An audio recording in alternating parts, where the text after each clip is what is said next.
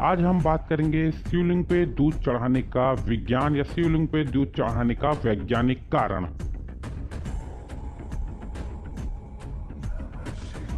भोलेनाथ को दूध चढ़ाने की परंपरा पर थोड़े बाद में आते हैं।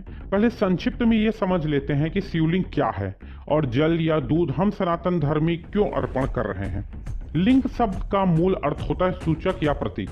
जैसे स्त्रीलिंग होता है स्त्री का सूचक, पुल्लिंग होता है पुरुष का सूचक, वैसे ही शिवलिंग अर्थात श्री शंकर भगवान के स्वरूप का सूचक है। नासा द्वारा एक खोज हुई थी जिसमें यह निष्कर्ष निकाला गया था कि ब्रह्मांड कुछ शिवलिंग के समान है और आप इसे थंबनेल के इमेज के रूप में देख सकते हैं, यहाँ पे मैंने दिया हुआ है। और अब हम शिवलिंग के स्वरूप को देखेंगे।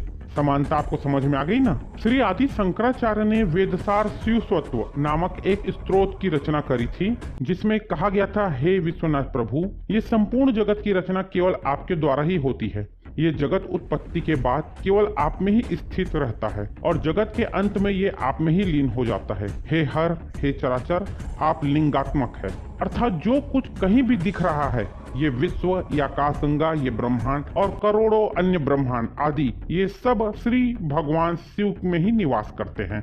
अब बात करते हैं शिवलिंग किन पदार्थों से बना है और जल या दूध क्यों अर्पण करना चाहिए हमें। ये जगत 5 तत्वों से बना हुआ है, विज्ञान भी यही कहता है और विज्ञान ने यह सिद्ध भी किया है। पंच तत्व अर्थात अग्नि, पृथ्वी, वायु, आकाश और जल। शिवलिंग भी इन 5 तत्वों द्वारा निर्मित है क्योंकि शिवलिंग इन संपूर्ण जगत का ही एक स्वरूप माना जाता है। सबसे पहले अग्नि। शिवलिंग स्वयं अग्नि का स्वरूप है। आपने ज्योतिर्लिंग शब्द तो सुना है, ज्योतिर्लिंग अर्थात तेज, प्रकाश, अग्नि। सो शिवलिंग स्वयं में अग्नियात्मक है और अग्नि तत्व का सूचक है। दूसरा होता है पृथ्वी। पृथ्वी अर्थात धरा या सतह। शिवलिंग को जहाँ स्थापित किया जाता है वो ठोस भूमि पृथ्वी तत्व का सूचक है। तीसरा होता है वायु। वायु अर्थात हवा, जो सर्वत्र सभी जगह विद्यमान है, दिखाई नहीं देता। सो शिवलिंग के आसपास भी सदा वायु विद्यमान रहती है, ये वायु तत्व का सूचक है। चौथा है आकाश। आकाश अर्थात अंतरिक्ष। अगर मंदिर में शिवलिंग स्थापित है, वहां मंदिर की छत या खुले में, तो वहां आकाश है ही, ये आकाश तत्व का सूचक है। अब आपके प्रश्न का उत्तर आ रहा है कि दूध चढ़ाने की परंपरा उचित सिद्ध किया जा सकता है या नहीं। देखिए, 5 में से 4 तत्व तो समझ में आ गए। अब अंतिम तत्व है जल।